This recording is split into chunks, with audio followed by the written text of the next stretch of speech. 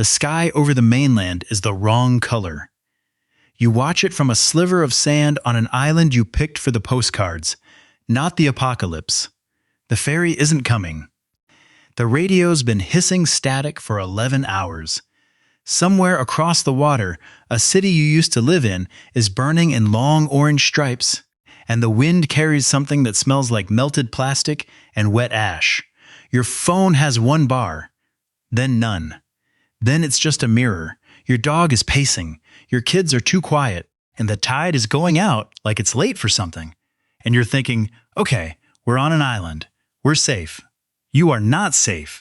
You are trapped on a rock, surrounded by salt water, with maybe 4 days of food, a freshwater supply you do not understand, and about 200 neighbors who are about to remember that you have a boat.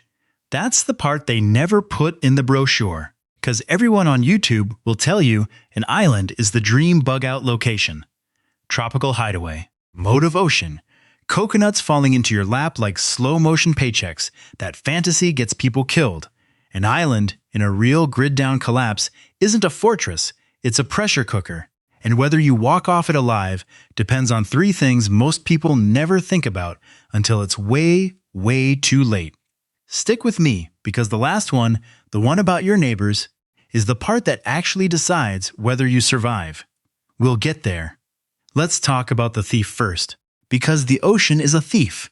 It looks generous, all that blue, all those fish, but it takes more than it gives. It steals your fresh water by surrounding you with undrinkable liquid. It steals your resupply by cutting the road. And it steals your exit by being the exit. So before we name the real dangers, understand the math. A typical human needs about 3 quarts of drinkable water a day just to not turn into a raisin.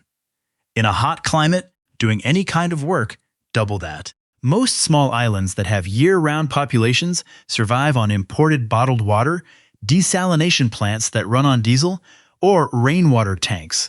When the grid drops, the desalination plant has about 72 hours of fuel. After that, silence. The tanks drop fast when 200 thirsty people realize the trucks stopped coming. Puerto Rico, after Hurricane Maria in 2017, lost power for 11 months in some areas. 11 months. And that was with the US government airlifting supplies. Now imagine that, but nobody's coming. Alright, here's where we stop panicking and start planning. We're going to walk through the 3 phases of surviving an island in a full SHTF scenario, and by the end, you'll understand why that boat tied up at your dock is either your lifeline or your death sentence, phase 1.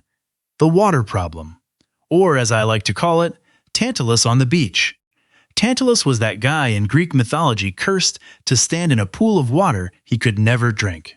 That's you, surrounded by an ocean dying of thirst. Seawater, if you drink it straight, will kill you faster than drinking nothing. That's not an exaggeration. Your kidneys need more fresh water to flush out the salt than the salt water provides. You basically dehydrate yourself on purpose. So what works?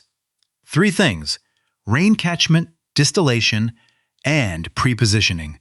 Rain catchment is the cheat code. A tarp, a sloped roof, a piece of corrugated metal, hell, a cleaned-out kiddie pool angled under a gutter. 1 inch of rain on 1,000 square feet of roof gives you around 600 gallons. That's weeks of life harvested out of the sky. Here's the thing nobody tells you, though. You have to catch the second rain, not the first. The first hard rain after a dry spell rinses salt spray, bird droppings, and roof grit into your clean barrel. Let the first 5 minutes wash the roof, then divert it into storage. That one trick has saved more islanders than any water filter ever sold. Distillation is your backup. Stainless pot of seawater, lid inverted, ice on top, a cup in the middle catching the clean drips.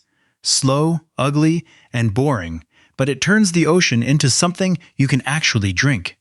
A solar still works too. A hole in the sand, plastic sheet, pebble in the middle, cup at the bottom. You'll get maybe a pint a day. Not enough to live on, but enough to not die while you wait for rain. Pre-positioning is the part preppers skip because it's not sexy. You need 4 to 6 weeks of water stored before the sky turns that wrong color. Not 3 days, weeks. I've made this mistake myself on a beach trip, convinced the store would always be open. It wasn't.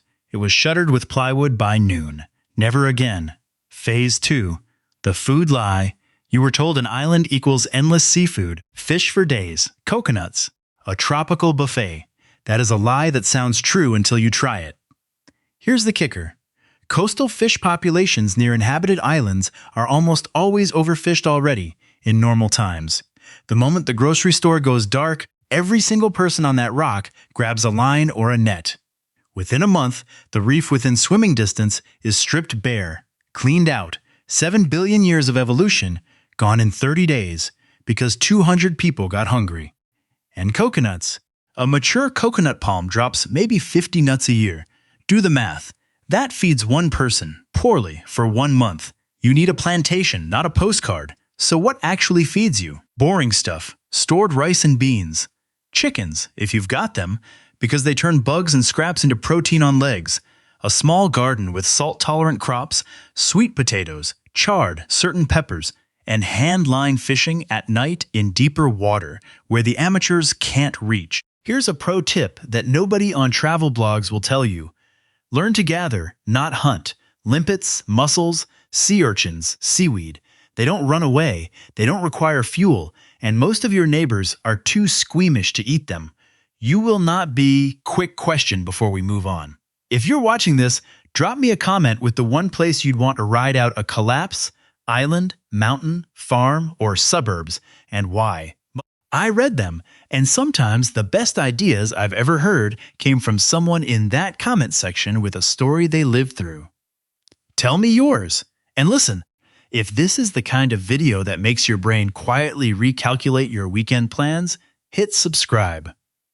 Because the next collapse scenario won't send out a polite email, and I'd rather you have this information before you need it than wish you had it after.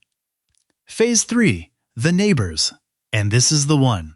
Remember how I said the island isn't a fortress? This is why.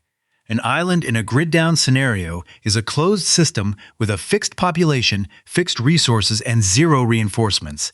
That math doesn't lie. Day 3, everyone is sharing. Day 10, everyone is counting. Day 30, someone is taking. Human history on isolated islands is absolutely brutal when the outside world stops showing up. Easter Island, Rapa Nui, is the textbook example. A thriving civilization that ran out of trees, ran out of soil, ran out of birds, and then ran out of each other. By the time Europeans arrived, the population had collapsed from an estimated 15,000 to barely 2,000. Not from a plague.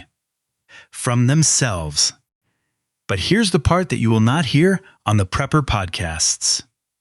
The biggest threat on a small island isn't a raider from the mainland. It's the guy 3 doors down who seemed perfectly normal on day 1. You know him. He borrows your lawnmower. His kid plays with your kid. And on day 12, when his pantry is empty and yours isn't, his brain does a math problem you wouldn't want to see the answer to. This is why the single most important prep on an island is not a gun. It's a community. A small, trusted group of neighbors who pooled resources before the storm. 4 or 5 families, quietly prepared, with overlapping skills, 1 fisherman, 1 gardener, 1 nurse, 1 fixer. That network survives. The lone wolf on an island, no matter how prepped, loses. Every time. Because you have to sleep. And the island is small. And people talk. A wise old sailor once told me something I think about every time I hear the word collapse. He said, "The ocean doesn't drown you because it hates you. It drowns you because you didn't respect it. Same goes for the people on your island." All right, the science reward. Why does any of this actually work? Islands are closed-loop ecosystems. They obey what scientists call carrying capacity, the maximum number of humans a given land area can feed, water, and not kill. Modern tourism islands run at 3 to 10 times their natural carrying capacity, propped up by daily imports. When imports stop, the system has to violently correct.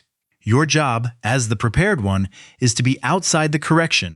You do that by lowering your own footprint, catching your own water, growing your own food, and building a human network that defends itself without advertising that it exists. That's the whole game. You don't beat the island. You stop competing with it. So, back to the beach. Sky still wrong, radio still dead, but your tarps are angled, your barrels are filling, your chickens are tucked into a coop your neighbor helped you build. Your kids are showing the other kids how to crack sea urchins. The ferry is never coming back, and somehow that's okay because you turned a rock into a home. You're tired, you're salty, you're hungry, and you're still here, which is the only statistic that has ever mattered. If this hits something in you, subscribe and stick around, because the next one is about the 15 supplies that vanish from coastal towns in the first 6 hours of any real collapse. And I don't want you finding that list the hard way. I built